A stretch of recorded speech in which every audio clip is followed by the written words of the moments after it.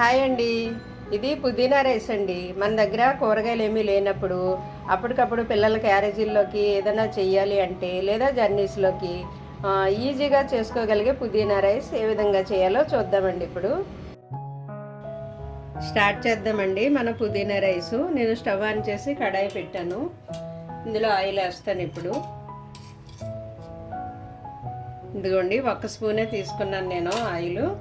అయితే దీనికోసం నేను కాజు అండి, కొద్దిగా జీడిపప్పు, కొద్దిగా ఇవేమో గరం మసాలా, చిన్నది చెక్క, 1 యాలక్కాయ, 3 మొగ్గలు, జీలకర్ర, చిన్నది అల్లం వెల్లుల్లి పేస్టు,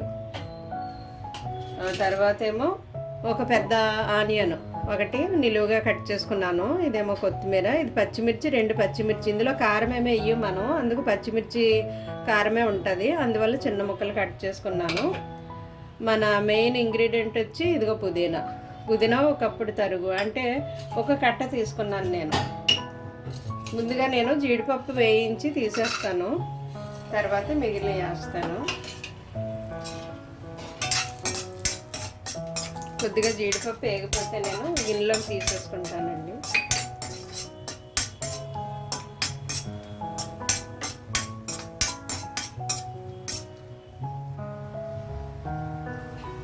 ఇదిగోండి, జీడిపప్పు వేగిపోయింది, తీసేసుకుంటున్నాను నేను పక్కకి.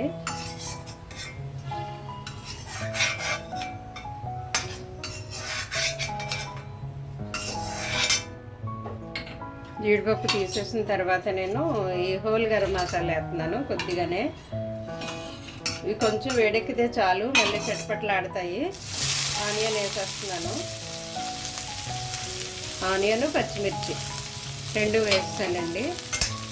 ఎందుకంటే మసాలా డైరెక్ట్ ఆయిల్ వేసినప్పుడు చటపట్లాడి ఎగురుతాయి మీదకి, చూసుకోండి. ఇవి వేగేటప్పుడే నేను జీలకర్ర కూడా యాడ్ చేస్తున్నాను ఇందులోను.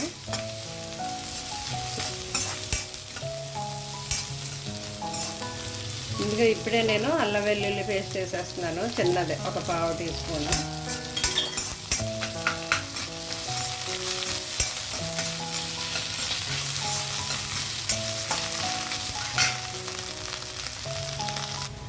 ఇదిగోండి, ఆనియన్ కొద్దిగా వేగాయి కదా, నేను ఇప్పుడు ఇందులో బిర్యానీ మసాలా వేస్తానండి. కొంచెమే, బిర్యానీకి మసాలా పౌడర్ చేసి ఉంచుకుంటాం కదా, ఇది చాలా చిన్న స్పూను. ఇదిగో ఈ స్పూన్లో సగం వేస్తున్నాను. బాగుంటుందండి, బిర్యానీ లాగా టేస్ట్ వస్తుంది అనమాట ఈ మసాలా వేస్తేనే పుదీనా రైస్లోను. మన బిర్యానీలో కూడా పుదీనా ఎక్కువ వేస్తాం, పుదీనా లేకుండా బిర్యానీ చెయ్యం కదా, ఇది కూడా అదే ఫ్లేవర్ వస్తుంది, బిర్యానీ ఫ్లేవరు. ఇదిగో పుదీనా వేసేస్తున్నాను.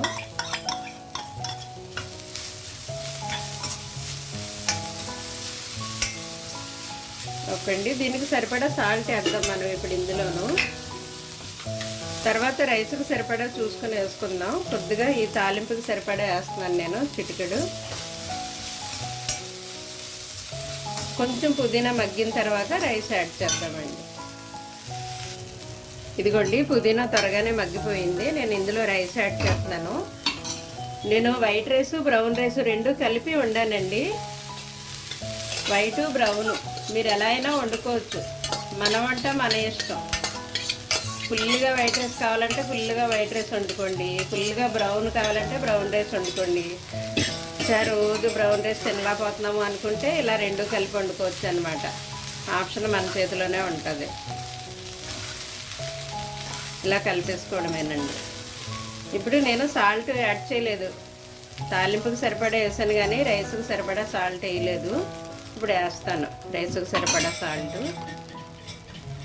ఇంకా కర్రీ ఏమీ లేకుండా ఇది డైరెక్ట్ తినొచ్చండి, అందుకు సరిపడా సాల్ట్ వేస్తున్నాను. ఇదిగో 1 అర టీ స్పూన్. కర్రీ ఏమీ లేనప్పుడు క్యారేజీల్లోకి, జర్నీస్లోకి కావాలంటే అప్పటికప్పుడు మనం ఇలా చేసుకోవచ్చండి. ఇందులో మనం జీలకర్ర వేసాము, ఆనియన్ వేసాము, జీడిపప్పు కూడా వేసాము, పచ్చిమిర్చి, ఇవన్నీ పన్ను కింద తగులుతుంటే కమ్మగా ఉంటుందండి. సరిపడా సాల్ట్ వేసుకోవడమే. ఇలా కలిపిన తర్వాత ఒక 2 మినిట్స్ మూత పెట్టేసి ఉంచేద్దామండి. ఈ పుదీనా మసాలా ఫ్లేవర్ అంతా రైస్కి పెట్టాలి కదా, మూత పెట్టి 1 మినిట్ అలా ఉంచుదాం. చూద్దామండి మన పుదీనా రైసు. 1 మినిట్ అలా ఉంచాం కదా, ఈ మసాలా ఫ్లేవరు పుదీనా ఇదంతా రైస్కి పడుతుంది. అయిపోయిందండి. అయితే నేను ఇందులో ఫైనల్ టచ్అప్ కొత్తిమీర చల్లుతాను. ఓకే, కొద్దిగానే వేసాను కొత్తిమీర, ఎందుకంటే పుదీనా రైస్ కాబట్టి పుదీనా ఫ్లేవరే మనకి కావాలి. పుదీనాని కొత్తిమీర డామినేట్ చేయకూడదు, అందువల్ల కొత్తిమీర కొద్దిగా వేసాను నేను, జస్ట్ ఫర్ టేస్ట్. నేను ఇందులో పసుపు వేయలేదండి, మీరు కావాలంటే పసుపు వేసుకోవచ్చు కలర్ కోసం. నాకు ఇలా వైట్గానే తెల్లగానే కావాలి, అందుకు నేను ఇలా చేసుకున్నాను. మీరు కావాలంటే కొద్దిగా పసుపు యాడ్ చేసుకోవచ్చు తాలింపులోను. ఇక లాస్ట్లో జీడిపప్పు వేసేయడమేనండి, అంతే.